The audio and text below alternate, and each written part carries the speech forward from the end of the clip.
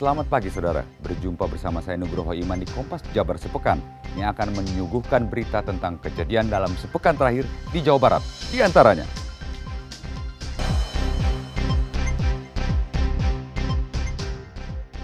ruda paksa terjadi di RSHS Bandung dengan melibatkan dokter residen anestesi.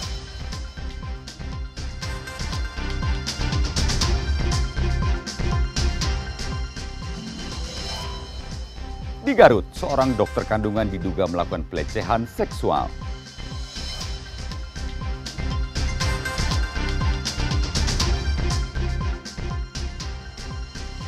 Kejaksaan Negeri Kota Bandung menggeledah BUMD Migas Utama Jabar terkait korupsi 86 miliar rupiah.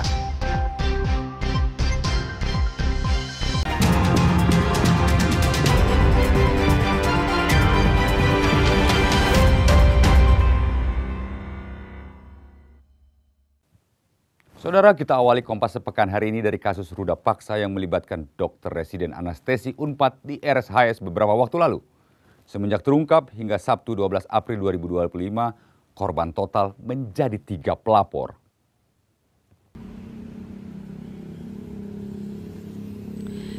Pasca melakukan olah tempat kejadian perkara, kasus ruda paksa yang dilakukan oleh dokter PPDS, Priguna Anugrah Pratama, Polda Jawa Barat masih menunggu hasil analisis Puslab 4 Mabes Polri terkait tes DNA. Polda Jawa Barat mencatat ada 3 korban kasus ruda paksa, 1 keluarga pasien dan 2 merupakan pasien yang sedang menjalani perawatan di RSHS Bandung. Kejadian ruda paksa dilakukan pelaku pada tanggal 10 dan 16 Maret 2025. Polisi akan menjerat pelaku dengan pasal berlapis termaksud pasal 64 KUHP.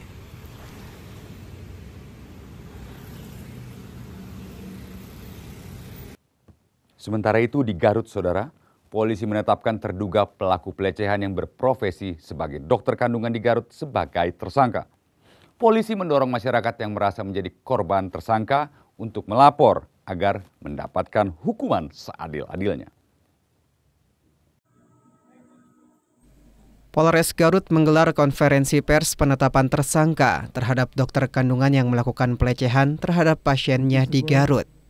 Konferensi pers ini juga dihadiri oleh Polda Jabar sebagai bentuk atensi dari pusat serta pemerintah daerah terhadap kasus kekerasan seksual dengan melibatkan profesi dokter sebagai pelakunya yang belakangan marak terjadi. Polisi menyebut pelapor dari kasus ini merupakan korban yang berbeda dari video yang selama ini beredar. Dalam laporannya, tersangka melakukan tindak kekerasan seksual dengan modus yang juga berbeda, yakni dengan cara menawarkan jasa tindakan ke rumah pasien. Polisi menyebut berdasarkan pengakuan tersangka, paling tidak ia telah melakukan perbuatan bejatnya kepada 4 korban berbeda. Meski begitu, belum ada korban lain yang melapor ke pihak kepolisian. Terima kasih, mohon izin kami menyampaikan kronologis pelaku dalam hal ini dokter yang dikunjungi menawarkan untuk kunjungan praktek di tempat kediaman korban. Dalam hari ini pada kasus ini yaitu di rumah orang tua korban. Selang 3 hari pelaku dengan menggunakan ojek online itu datang ke rumah korban. Dilakukan pemeriksaan, kemudian dilakukan juga menyuntik tadi yang disampaikan oleh Bapak Kabid Humas, dan pembayarannya itu dilakukan di tempat tinggal pelaku. Polisi mendorong para korban untuk melapor agar kasus asusila dan perbuatan tersangka ini dapat terbuka, sehingga tersangka dapat dihukum seadil-adilnya. Polisi juga memastikan akan menjamin hak-hak serta kerahasiaan identitas korban. Selain itu, imbauan juga disampaikan kepada masyarakat dan pengguna media sosial agar lebih bijak dalam menyebarkan informasi berkaitan dengan kasus kekerasan seksual. Menyangkut masalah kasus. Rekan-rekan sekalian, untuk undang-undang pasal ini kami tetapkan yaitu pasal 6 huruf B dan atau C, jo pasal 15 ayat 1 dan huruf B Undang-Undang RI tahun 2012. Ulangi. Undang-Undang RI nomor 12 tahun 2022 tentang tindak pidana kekerasan seksual dan pasal 308 Undang-Undang RI nomor 17 tahun 2023 tentang kesehatan. Ini pasal yang kita kenakan kepada tersangka. Polisi telah memeriksa 10 saksi atas kasus ini. Sejumlah barang bukti diantaranya adalah rekaman CCTV telah diamankan. Atas perbuatannya, pelaku dijerat pasal kekerasan seksual dengan ancaman maksimal 12 tahun penjara. Tim Liputan Kompas TV, Garut, Jawa Barat. Kita beralih ke kasus lain, Saudara. Kejaksaan Negeri Kota Bandung melakukan penggeledahan di kantor Energi Mandiri dan rumah ex-Dirut Migas Utama Jabar terkait dugaan tindak pidana korupsi 86 miliar rupiah berinisial BD. Kejari Kota Bandung geledah kantor ex-Dirut BUMD Jabar yang rugikan keuangan negara 86 miliar rupiah. Penggeledahan dilakukan berdasarkan surat perintah penggeledahan dan penyidikan terkait dugaan tindak pidana korupsi penyediaan barang atau jasa antara PT Energi Negeri Mandiri dan PT Serba Dinamik Indonesia. Kejari Kota Bandung menyita 56 item dokumen di kantor PT Energi Negeri Mandiri dan 42 item dokumen di rumah kediaman ex-Dirut Migas Utama Jabar. Kepala Kejari Kota Bandung, Irfan Wibowo, menjelaskan bahwa kasus ini bermula dari pengelolaan dana participating interest yang digunakan untuk mendanai anak perusahaan di PT Migas Utama Jabar. Kerjasama antara PT Energi Negeri Mandiri dan PT Serba Dinamik Indonesia ternyata ilegal dan menyebabkan kerugian sebesar 86,2 miliar. Saya sampaikan bahwa saya komitmen kami langsung melakukan kegiatan penggeledahan. Penggeledahan kami lakukan di 2 titik, yaitu kantor PT Energi Negeri Mandiri beralamat di sebelah kantor kita, Jalan Jakarta Nomor 40, kemudian di rumah kediaman mantan Direktur Utama BUMD Migas Utama Jabar, mantan Direktur Utama. Tim penyidik Kejari Kota Bandung akan melakukan pendalaman pada dokumen-dokumen yang berhasil diamankan. Abdul Rahim, Kompas TV, Bandung, Jawa Barat. Proses pembayaran pajak kendaraan di Soreang ricuh. Informasi selengkapnya kami hadirkan usai jeda.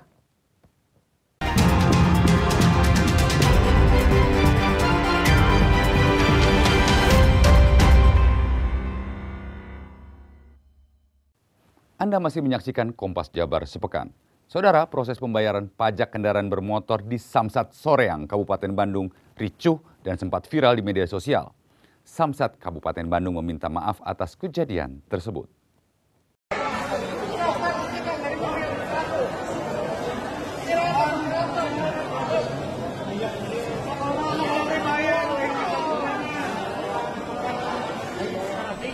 Seperti inilah rekaman video amatir kericuhan di loket pembayaran pajak kendaraan bermotor di kantor Samsat Soreang, Kabupaten Bandung yang viral di media sosial.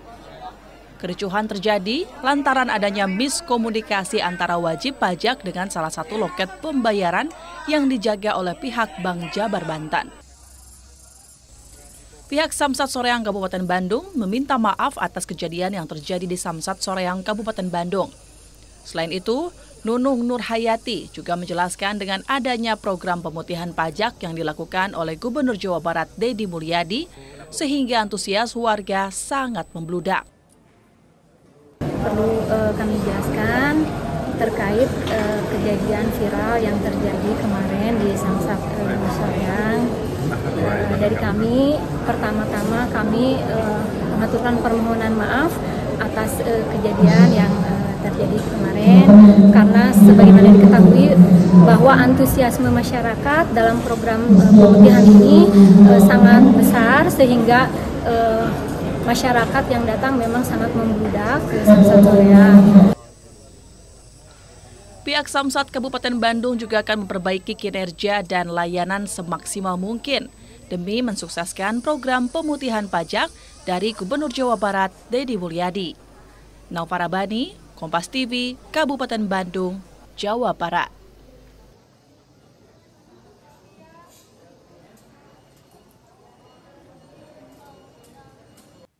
Masih dari Kabupaten Bandung, Saudara, petugas Satreskrim Polresta Bandung menangkap 7 orang mata elang atau debt collector di kawasan Cileunyi, Kabupaten Bandung, Rabu siang 17 April 2025.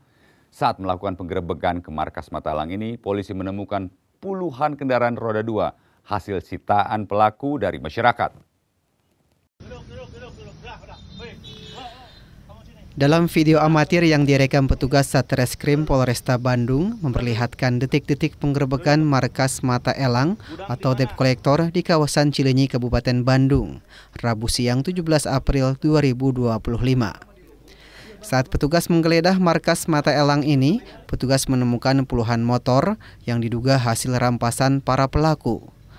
Bahkan tidak sedikit kendaraan yang diduga tidak dikembalikan ke pihak leasing yang mengalami kerusakan. Dari hasil kegiatan yang kami laksanakan saat ini, ke-7 orang tersebut saat ini sedang kami lakukan pemeriksaan secara intensif, yang mana kami akan cek terkait dengan legalitas PT tersebut, yaitu PT Putra Asmoro Jaya, sebagaimana pengakuan dari salah satu pemilik dari PT tersebut merupakan perusahaan debt collector. Namun dari hasil pemeriksaan sementara atau legalitas perusahaan yang ditunjukkan oleh pemilik, perusahaan tersebut tidak ada NIP atau perizinan terkait dengan debt collector atau usaha untuk penarikan. Para mata elang masih berada di Mako Polresta Bandung untuk melakukan pemeriksaan lebih dalam. Polisi menghimbau kepada masyarakat jika diberhentikan saat mengendarai kendaraan oleh orang tidak dikenal, segera meminta tolong atau mendatangi polsek terdekat. Naufal Rabani, Kompas TV, Kabupaten Bandung, Jawa Barat. Sementara itu, di kota Bandung, Saudara, Satuan Reserse Narkoba Polrestabes Bandung menggerebek sebuah kios penjual obat keras terlarang yang berada di pinggir Jalan Taman Sari, Kota Bandung. Kios tersebut berkedok menjual aksesoris handphone, namun terdapat sejumlah obat keras yang disembunyikan. Satuan Narkoba Polrestabes Bandung menggerebek sebuah kios yang dijadikan tempat penjualan obat-obatan terlarang di kawasan Jalan Taman Sari, Kota Bandung, Jawa Barat. Petugas sempat kesulitan mencari barang bukti obat terlarang yang disembunyikan. Namun setelah dilakukan penggeledahan, petugas akhirnya menemukan obat-obatan yang disimpan di bawah etalase aksesoris telepon genggam. Seluruh barang bukti obat terlarang yang ditemukan dalam kios berikut, 2 orang sebagai pemilik kios dan pembeli langsung diamankan oleh petugas. Ini berdasarkan dari pengaduan masyarakat kepada kami, sehingga kami melakukan penyelidikan, kami melakukan upaya paksa dengan melakukan penggeledahan, mengamankan juga pelakunya. Ya. Kebetulan ini kita amankan ada 2 orang, ada penjual dan ada pembelinya. Ada beberapa barang bukti yang sudah kita amankan, mungkin dari rekan-rekan dia sudah juga melihat ya tokonya maupun kategori dia menjual apa dan termasuk juga barang bukti. Selain barang bukti, obat keras terbatas, 2 orang yang merupakan penjual pembeli turut diamankan petugas dan dibawa ke Mapolrestabes Bandung untuk dilakukan pemeriksaan lebih lanjut. Abdul Rohim, Kompas TV, Bandung, Jawa Barat.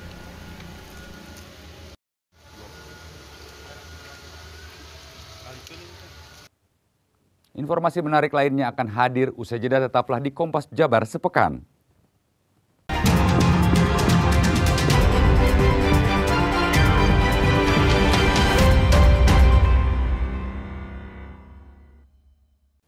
Live dengan aplikasi media sosial TikTok di tempat-tempat umum marak di Kota Bandung saat ini.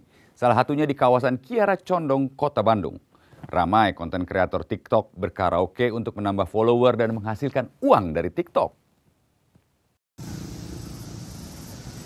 Berkreasi di dunia virtual marak di TikTok.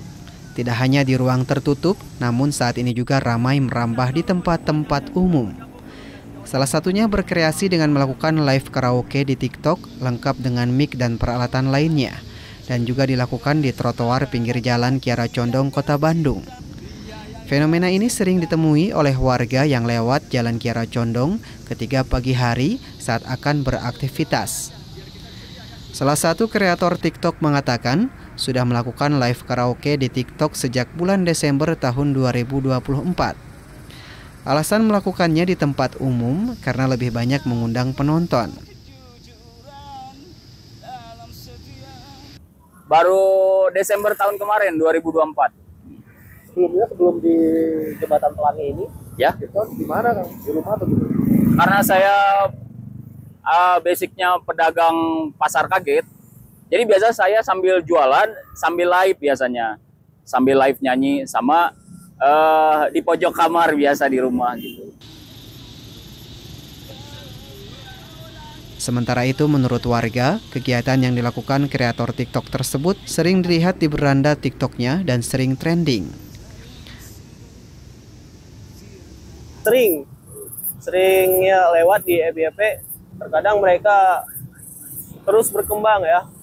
Dari pertama kecil-kecilan langsung mungkin followersnya jadi banyak dan bisa mengubah nasib mereka gitu. Saya sangat support sih kalau kegiatan seperti itu. Tidak hanya sekedar live karaoke di TikTok, kegiatan tersebut juga menghasilkan cuan dan saweran penonton, sehingga hasilnya bisa untuk tambahan pemasukan. Tim Liputan Kompas TV, Bandung, Jawa Barat. Dari media sosial, kita akan menikmati makanan tradisional di kawasan Puncak Cianjur, Jawa Barat. Anda bisa mencoba beberapa olahan ikan gurame yang khas, mulai dari yang dibakar sampai gurame macombrang yang memiliki cita rasa asam pedas dengan aroma rempah dari buah mangga dan kecombrang.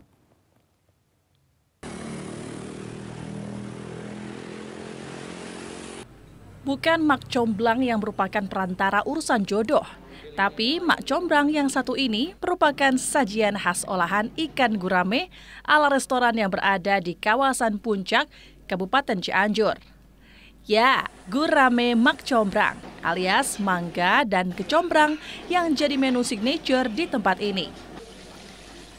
Guyuran saus manis pedas, sensasi asam dan aroma rempah dari buah naga dan kecombrang berpadu dengan gurih garing ikan gurame crispy goreng. Terlebih cara olahan yang tepat dengan resep yang terjaga menjadikan menu yang satu ini banyak dipesan pengunjung saat berwisata kuliner di kawasan Puncak. Setelah dikarantina, ikan gurame segar ini langsung dilumuri tepung dan bumbu khusus untuk kemudian digoreng dengan suhu tertentu hingga garing. Setelah mulai kering, daging ikan gurame crispy disajikan dengan irisan cabai, tomat, buah mangga, dan kecombrang. Lalu diguyur saus asam manis pedas bercampur rempah. Yang banyak dipesan ini untuk makanannya sendiri apa aja sih, Pak? Bestseller kita ada gurame, ada sate, sop, dan nasi liwet, Pak. Tadi ada gurame yang memang cukup unik juga. Ini seperti apa sih, Pak? Gurame apa sih? Itu salah satu menu signature kita, Pak. Namanya kita namakan gurame macombrang. Macombrang merupakan singkatan dari mangga dan kecombrang. Dia punya tes yang pedas, asam, jadi segar, Pak, bawaannya seperti itu. Makin nikmat, ikan gurame mak comblang ini diberi irisan sayuran seperti kol dan mentimun. Menjadikan menu yang satu ini kaya akan rasa yang menyatu jadi satu. Selain menu gurame mak comblang, yang juga banyak dipesan yakni ikan gurame bakar, serta sate kambing dan sate ayam khas restoran ini sejak dulu. Kalau untuk rasa sih tasty ya. Begini juga dapat ininya sih, gorengannya juga, terus asam manisnya juga dapat sih. Gitu. Terus untuk porsi bisa untuk barang-barang juga. Kalau untuk pricing sih affordable harusnya sih. View-nya enak banget, terus di sini makanannya juga enak, terus ditambah ini juga lagi hujan, jadi makin enak aja gitu, makin vibes-nya. Yang paling ini pesen apa sih kalau makanan di sini yang paling khas dan memang paling sering dipesan? Kalau kesini pesanan yang signature di keluarga aku itu biasanya tuh nasi sama gurame bakarnya. Terus kadang juga kita juga beli sama gurame goreng dan juga lupa sama sayur asem. menikmati beberapa olahan ikan gurame serta makanan tradisional lainnya di kawasan Puncak. Pengunjung juga bisa sambil menikmati sejuknya alam pegunungan. Sambil berakhir pekan, seru bersama keluarga, restoran yang satu ini wajib dikunjungi dengan pemandangan panorama asri kawasan Puncak. Angga Riyadi, Kompas TV, Cianjur, Jawa Barat.